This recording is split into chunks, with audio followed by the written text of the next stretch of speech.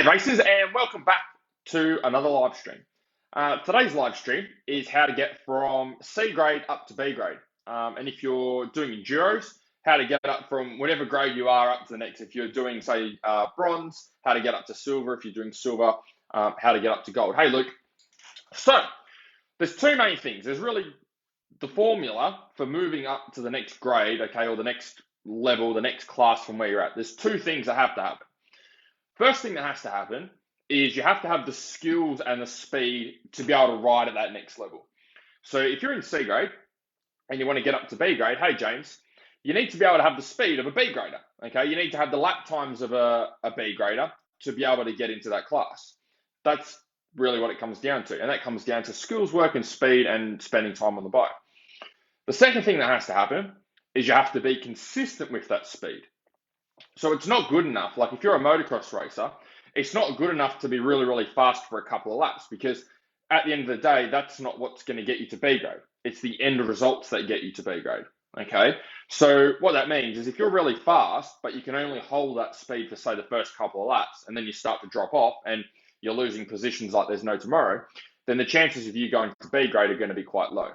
So you have to have the skills and the right speed, and you have to have the consistency with those skills and that speed. And that means being fit enough to be able to ride a full ride and race, to be able to get put up to the next grade.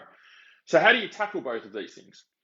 First thing that needs to happen for skills and speed to improve those is you need to identify, okay, what are my weak points at the moment? What are the areas of my riding that are holding me back from being a B grade rider? So if you're a motocross rider, so for me, one of the things that held me back earlier on was my inability to do big jumps. So I would judge how well I was going to do at a particular track by how big the jumps were. Okay, I was never good at doing big jumps. I was never confident with them, and I didn't spend enough time on them. So that was the thing I needed to work on. Okay, I needed to go and spend more time with big jumps, getting comfortable doing bigger stuff than what I had been used to. And so what that allowed me to do is to have faster lap times and get better results, because now when everyone else was doing the jumps, I could do them and hang with them, whereas before I couldn't. So that was my weakness. The thing I needed to work on for me to be able to get up the grades as I went through, different bikes and different classes, is I needed to spend more time on doing these bigger jumps so that I could keep up with everyone else and get the results that I was actually capable of. So for you, it might be different. It might be like, okay, maybe you're really shit at ruts. So anytime you go to a track with big ruts, you're terrible. Then it's like, okay, well, the thing you need to do to get faster is you need to go and spend more time on ruts. Every time you go and ride, spend the first 15 minutes practicing ruts. Maybe it's sand. Maybe you're really shit at sand, really whooped out sand, where you've got to get off the back of the bike and hold the power, and maybe you're not confident with that. Then when you go and ride, there's no point in you doing ruts all the time if that's what you're good at. You need to go and spend time in the sand and get better at that. Or go and do a coaching course, okay, with someone, or go and watch some YouTube videos of other riders. To find things to work on to improve your speed and improve your skills. So that's that side of the equation. The other side of the equation is the consistency side. So you have to be consistent with that speed and skills. Okay, you can't just be good for a lap. Okay, lap times don't mean anything. Okay, it's the results that are the thing that counts at the end of the day. So you need to identify, okay, what's holding you back from being consistent? Are you getting arm pump? Are you cramping? Like, do you feel weak at the end of the day when the track gets rough? You just feel like you've got no energy and feel lethargic. Do you feel like you can't muscle the bike around and the bike's flicking you all over the place and it causes you to make mistakes, and that's costing you a lot of time? Is it your cardio? Do you start to suck in the big ones as you're getting through the race, and all you're worried about is just trying to survive the rest of the race rather than actually being able to push, and that's costing you spots? So you need to find out what area of your fitness is holding you back with being consistent, and then work on fixing it. So if you're breathing shit, then work on doing more intervals or work on doing more cardio work. If you're finding that you get lots of arm pump, or you're fatigued quickly and you feel weak on the bike, then go and tackle strength work and go and start doing some strength training during the week. If it's an energy thing, you just feel lethargic as you get through the day, you just feel depleted. Maybe it's a nutrition thing. You need to go and get some help with your nutrition, or find a strategy to help you there to have more energy throughout the day so you can actually get the results that you're capable of. Common mistakes that I see. First one for C graders is I see a lot of C graders that just have no strategy at all. Okay, and that's very common for C graders. They go and ride, and it's just about a lot of fun. Okay, getting there, putting in a few laps. There's no set amount of laps they're going to do. There's no target for the day. There's no amount of minutes they're going to spend on the track. There's no plan before they get to the track. They don't even know what track they're going to go to till it comes to the weekend and they go, oh yeah, I might go there. Everything's just kind of made up as it goes. There's no strategy. Training, there might not even be a training strategy or a fitness strategy. It's just, whatever. I might go for a run if I'm free or do a bit of a mountain bike, or some weeks I might not train at all. It's all just, everything's up in the air. And the thing is with that, when you've got no strategy, you can't make any progress because the things you're doing now are keeping you where you are. So you need to change something or do something differently to get you to where you want to go. So if you want to go from C grade to B grade, you can't just keep doing the same shit you've been doing because that's what's allowed you to get to where you are now. That's what's kept you where you are, kept you stuck. So you need to change something to get things moving again. The other common mistake that I see is poor strategy versus good strategy. So let's say fitness is the problem for you, consistency. Let's say your skills are quite good, your technique's there, but you just can't be consistent with them on race day. Poor strategy versus good strategy. So if you, for example, if you deal with cramping, right? Cramping is the thing that you get on the bike, and that holds you back towards the end of rides and end of races. You start slowing down, making mistakes, and dropping spots. You could do a whole heap of stretching, but at the end of the day, stretching is probably not the best strategy for trying to get rid of cramping.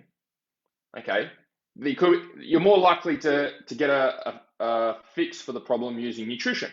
So you could use nutrition, which is an 8, 9, or a 10 out of 10 strategy, compared to doing some stretching, which is maybe a 1 out of 10 strategy, okay, or a 2 out of 10 strategy for trying to eliminate cramping. Same with strength. So you might be on the bike and be like, oh, I'm really fatiguing on the bike, and my muscles feel really weak. My breathing's great, but my muscles feel really weak, and I'm not strong enough to muscle the bike around. And then you go and do a whole heap of cardio during the week on a cycle bike, okay? So that's probably like a 1 or a 2 out of 10 strategy for building strength in comparison to doing some proper weight training, which is an 8, 9, or 10 out of 10 for building strength. So the strategy that you use is going to determine how quickly you can move up the grades. So first of all, you need to identify, okay, is it my skills that need to be better and my technique? Is that the thing that's shit? Or is it actually my fitness? Maybe my speed's okay, but it's actually just my fitness and my consistency, and that's what needs work. And then once you decide what needs work, then you need to put a strategy in place to make sure you can improve that area. And then it's just about finding a great strategy that's going to work for you rather than having a poor strategy. Sometimes with a poor strategy, it's not even worth doing it at all. It's like you just feel like you're spinning your wheels. So to recap, first of all, if you want to go from C grade to B grade, you either need to improve your skills and speed or improve your consistency with your skills and speed. If you need to improve your skills and speed, then what you need to do is go and find your weaknesses. What are the things you don't like on the bike and don't like on the track and aren't comfortable with, and go and spend more time doing those. If you've already got the speed and the skills, okay, your lap times are there, you're quite quick, you can go and ride at practice and hang with some faster guys for a little bit, great. Then it's consistency that you probably need to work on, which comes down to the fitness and the nutrition side, making sure you're fueling yourself properly, making sure you're doing the right training, so that you can actually get the results that you're capable of, rather than just claiming, oh, I went and practiced and was able to hang with this B grader for 1 lap and then that was it. So make sure you have a very clear strategy for the area that you need to work on so that you can get up to B grade. Take all the guesswork out of it. There's no reason we're only halfway through the year. No reason you can't get up into B grade by the end of the year.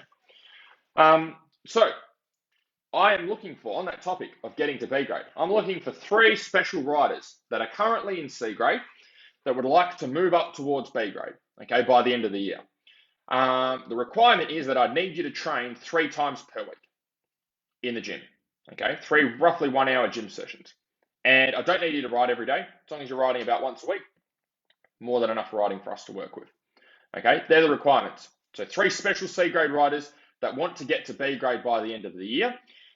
They're able to commit to 3 training sessions per week in the gym for roughly an hour, and they're able to get on the bike at least once a week. If you're able to do that, and you want to get up into B grade, then feel free to apply below in the link that I just put in the comments for you guys. It's going to ask you a couple of quick questions about what you're working towards with your riding, the type of riding that you do, and what you're having challenges with. I'll give you a very quick call once all the applications come through and I've gone through them, and we'll see if I can help or not. So if you're interested in that, link is in the comments below. Otherwise, hopefully you guys enjoyed this video and got some value from it, and I'm looking forward to putting some more together. See you guys.